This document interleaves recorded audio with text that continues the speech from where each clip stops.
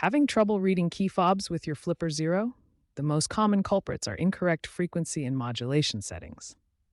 Key fobs transmit signals on specific frequencies like 433 MHz for garage remotes. Use Flipper Zero's Spectrum Analyzer app available in the firmware to identify the correct frequency of your key fob signal. A mismatch here will prevent successful reading.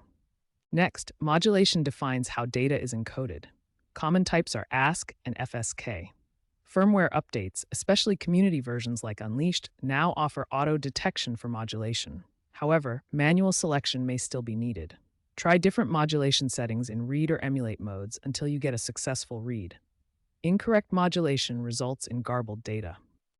If frequency and modulation are correct but reading fails, range and power are key.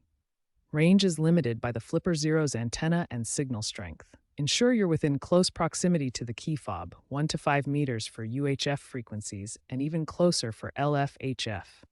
Obstacles like metal or walls can also interfere with the signal. Third-party antennas can boost range significantly, often by 20 to 30%, helping with low-power fobs. Adjusting transmit power on the Flipper Zero can help. Low power may prevent reading weak signals, while high power can sometimes overload the receiver.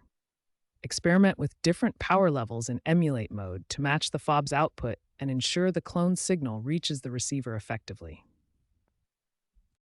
Firmware updates improve power management and overall performance.